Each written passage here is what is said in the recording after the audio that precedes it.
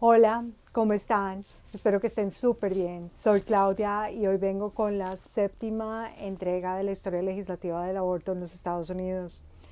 Y hoy vamos a cubrir de 1971 hasta parte de 1973, porque aquí es donde esta historia se empieza a poner más densa.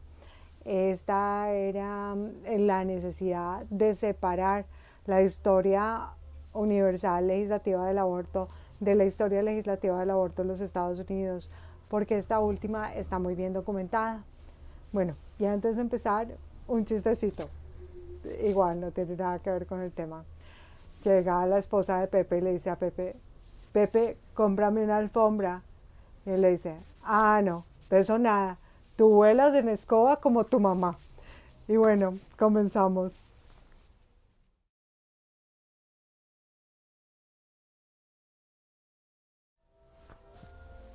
En 1971 se conoce en la Corte Federal el caso Doe versus Scott. Doe era Jane Doe, igual eran varias mujeres del estado de Illinois, y Scott era el fiscal en el caso. Lo que las mujeres aducían era que se les había obligado a cargar con un embarazo no deseado por una falla en la ley y que la ley estaba muy mal redactada. Y entonces que ellas deberían tener acceso al aborto.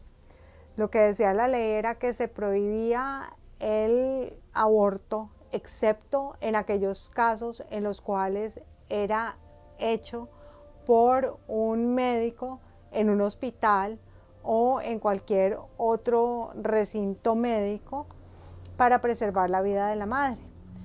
Lo que el juzgado, lo que la corte en este caso hizo fue que declaró esa ley completamente inconstitucional, porque ellos decían que cómo era posible que una ley penal que debe o mandar o prohibir estuviera tan encumbrada, entonces que no cumplía con el debido proceso de acuerdo a la 14ª enmienda de la Constitución, que esta 14ª enmienda es la que se usa para estos casos.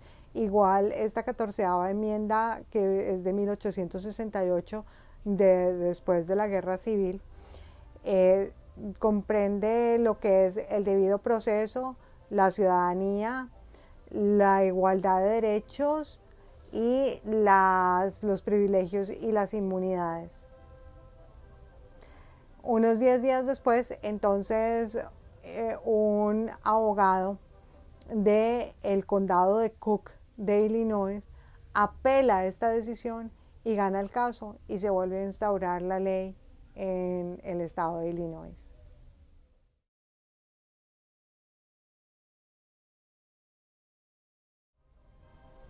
En 1971, la Corte Suprema de Justicia de los Estados Unidos vuelve a o le devuelve su grado constitucional a la ley de aborto del Distrito de Columbia, la cual se había declarado inconstitucional en 1965 en el caso de los Estados Unidos versus Boyd, o la doctora que practicaba los abortos en el Distrito de Columbia. Entonces se vuelve a instaurar esta ley en este caso.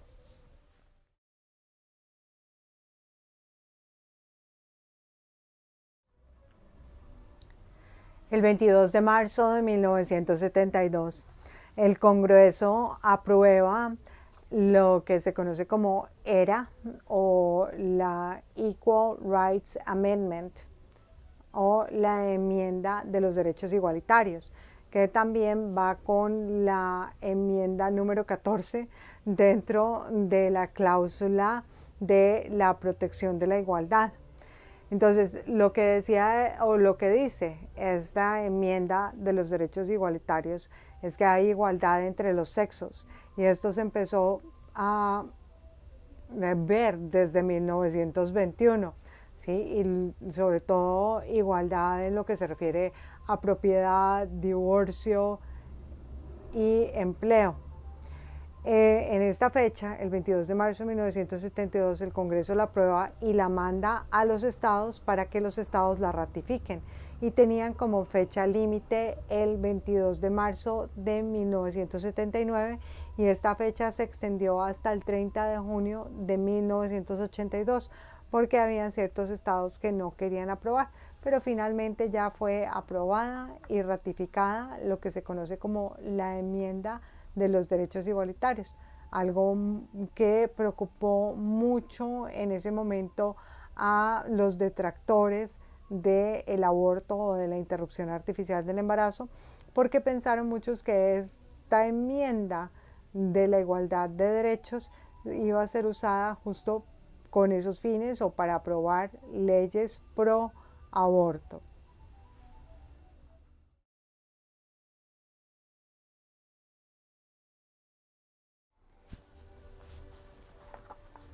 Bueno, para finales de 1972 ya habían 13 estados que tenían leyes de aborto parecidas a las del estado de Colorado, que había sido el que vimos la vez pasada, el primero en aprobar y adoptar además el código ALI. Aquí estamos en que les voy a leer los estados porque son bastantes. Habían promulgado, 3 estados habían promulgado la ley de aborto de acuerdo a la reforma propuesta por ALI. Entonces, o The American Legal Institute. Entonces, la de Colorado, que es del 67, Carolina del Norte del 67, California también aprobó en el 67, Georgia 68, Maryland 68, Arkansas 69, Nuevo México la aprobó en el 69 y se hizo efectiva 3 meses más tarde, o sea, la aprobó en marzo, se hizo efectiva en junio. Kansas la aprobó en 69, Oregon 69, Delaware 69, Carolina del Sur 70, Virginia 70 y Florida en 1972. 4 estados que eran Hawái, Nueva York, Alaska y Washington promulgaron leyes permitiendo también el aborto o la interrupción artificial del embarazo a solicitud de la mujer embarazada. Mississippi desde el 66 solo lo permitía en casos de violación e incesto y Alabama únicamente para proteger la vida de la madre. Y los 31 estados restantes permitieron la interrupción artificial del embarazo solo para salvar la vida de la madre. Y los intentos por liberalizar las leyes a favor del aborto fueron desestimadas en numerosos estados, incluyendo al menos Arizona, Illinois, Indiana, Iowa, Maine, Massachusetts, Michigan, Minnesota, Montana, New Hampshire, Nueva Jersey, Nebraska, Nevada, Dakota del Norte, Ohio, Oklahoma y Pensilvania.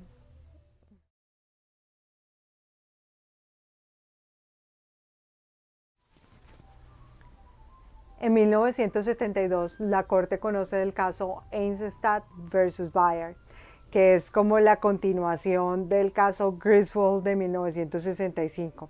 Solo que en este caso, Bayard es un hombre, todavía está vivo, activista del control de la natalidad y, valga la redundancia, al final de una conferencia sobre control de la natalidad en la Universidad de Boston, este señor le entrega a una chica de 19 años unos condones y una espuma y por eso lo acusaron en ese momento. Sin embargo, lo que logró ese caso fue que se extendiera también el derecho a la anticoncepción o al tener anticonceptivos a las personas solteras, que en el caso Griswold se le había dado a las personas casadas. Además, el Colegio de Ginecólogos y Obstetras americano siguió las recomendaciones que se hicieron 6 años antes, casi 7 años antes, en el caso Griswold. Y fue que la concepción se inicia no con la fertilización, que la fertilización ellos la definen como la unión del óvulo y el espermatozoide, sino que la concepción inicia con la implantación. Esto es cuando el feto se pega a la pared de la madre del útero de la madre para continuar su crecimiento. Y consecuentemente, los métodos anticonceptivos que prevenían la implantación fueron declarados como anticonceptivos y no como abortivos. Y todo esto siguiendo la enmienda número 14 en su cláusula de la protección a la igualdad.